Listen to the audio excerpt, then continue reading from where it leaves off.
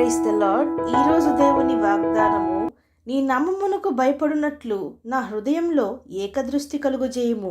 కీర్తనల గ్రంథము 86వ అధ్యాయము 11వ వచనము. ప్రజలారా, భక్తుడైన దావీదు దేవునితో ఈ విధంగా అంటున్నాడు, దేవా, నీ నామమునకు భయపడునట్లు నా హృదయంలో ఏకదృష్టి అనగా దేవుని యందే, దేవుని ఆజ్ఞల యందే, దేవుని కార్యములు యందు, మార్గములు యందు ఏకదృష్టి కలుగుజేయము అని. ప్రజలారా, మనము ఎల్లప్పుడూ దేవునికి ప్రార్థించుదుము. ఎల్లప్పుడూ లోక అవసరతల కొరకు, శరీర రోగముల స్వస్థతల కొరకు మాత్రమే చేయుదుము గాని దావీదు భక్తుని వలె, తండ్రి, నేను నీకు ఇష్టునిగా జీవించాలి. దేవా, నీ దృష్టిలో యథార్థముగా జీవించాలి. నా త్రోవలు సరాలము చేయుము. మీ అధికారము మాపైన ఉండవలెను. మీ కరుణాహస్తము మాకు తోడుగా ఉండి మీ ఆత్మచేత మేము నడిపింపబడవలెను. దేవా, నీకు ఆయాసకరమైన మార్గములు నాయందు ఉన్నవేమో పరీక్షించుము, పరిశోధించుము. నీ సన్నిధి నుండి నన్ను త్రోసివేయకము, నీ పరిశుద్ధాత్మను నా నుండి తీసివేయకము. నీ ఆజ్ఞలు విడిచి తిరిగే వ్యక్తిగా నన్ను చేయకము. నీ మందిర ఆవరణములో గడిపి సంతోషించుటకు నాకు సహాయము దయచేయము.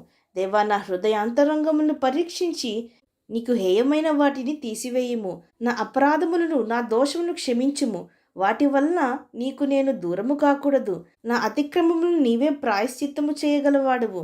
నేను కుడి ఎడములకు తొలగకుండా ఉండునట్లు, దేవుని కార్యములందు నిర్లక్ష్యత ఉండునట్లు, దేవా, నీకు అయిష్టమైన కార్యములు చేసి భ్రష్టులు కాకుండా ఉండునట్లు, ఈ నామమునకు ఎల్లప్పుడూ భయపడినట్లు నా హృదయంలో ఏకదృష్టి కలుగుజేయమని, నీ చిత్తానుసారముగా నా జీవితము గడుపులాగున కృప చూపించమని ఎప్పుడైనా మనము ప్రార్థించి ఉన్నామా? ఆధ్యాత్మిక జీవితంలో స్థిరపడాలంటే, మన భక్తి జీవితంలో మనము త్రొట్టిల్లకుండా ఉండాలంటే, దేవుని ఆజ్ఞలు అనుసరిస్తూ ప్రార్థనలో ఆధ్యాత్మిక జీవిత ఎదుగుదల కొరకు మనము దేవుని సహాయము కోరుకొనవలెను. ప్రజలారా, రక్షింపబడిన మొదట్లో మనకు దేవుని పట్ల ఉండే ఆ మొదటి ప్రేమ, మొదటి భయము, మొదటి భక్తి కొన్ని రోజులైన తరువాత, కొన్ని సంవత్సరములైన తరువాత కలిగి ఉండము. క్రమక్రమంగా తగ్గిపోతూ ఉండును. మన దృష్టి దేవునిపై నుండి నెమ్మదిగా జారి ఇతర లోకపు క్రియల మీద మల్లును. ప్రజలారా, మనలో దేవుని భయము లేకుంటే మనము దేవుని దగ్గర నుండి తొలగిపోతాం. నా ప్రభువు నన్ను దృష్టించుచున్నాడు, ఆయన దృష్టిలో యథార్థంగా ఉండవలెను. ఆయన కార్యమును నిర్లక్ష్యము చేస్తే దేవుడు నన్ను తీర్పు రోజున లెక్క అడుగును అన్న భయమును, బాధ్యతను మనము కలిగి ఉండవలెను. మన దేవుడు మహాదేవుడు, సర్వోన్నతుడైన దేవుడు, పరిశుద్ధమైన దేవుడు గనుక మనము కూడా మందిరంలో ఉండినప్పుడు మన ప్రవర్తన సరైనదిగా ఉండునట్లు జాగ్రత్తగా కాచుకొనవలెను.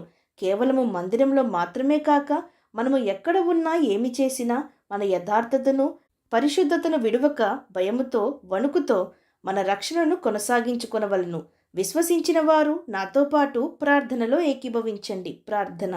పరిశుద్ధుడా, ప్రేమగల తండ్రి, ఈరోజు మీరిచ్చిన ఈ వాగ్దానమును బట్టి మీకు స్తోత్రములు. దేవా, దేవుని యందు భయభక్తులు లేకుండా దేవుడు క్షమించునులే అని ఇష్టము వచ్చినట్టు తిరిగేవారంగా కాక, లోకులందరూ వెళ్ళే మార్గంలో మేము వెళ్ళక, ఎటువంటి వ్యసనాలకు మేము బానిసలము కాక, సమయమును అనవసరమైన మాటలతో, క్రియలతో వృధాపరుచుకునేవారంగా కాక, తండ్రి, మీ యందు భయభక్తులు కలిగి మీ యందే మా దృష్టి ఉంచి, మా విశ్వాసము నుండి, భక్తి నుండి జారిపోకుండానట్లు, మీ సన్నిధిని మేము అనుభవించినట్లు మా ప్రతి ఒక్కరికి నీ సహాయము దయచేయమని ప్రార్థిస్తూ, సమస్త మహిమాగంతులు మీకే చెల్లిస్తూ ప్రభువైన యేసుక్రీస్తు నామం పేరట అడిగి వేడుకొంచున్నాం పరమ తండ్రి. ఆమేన్.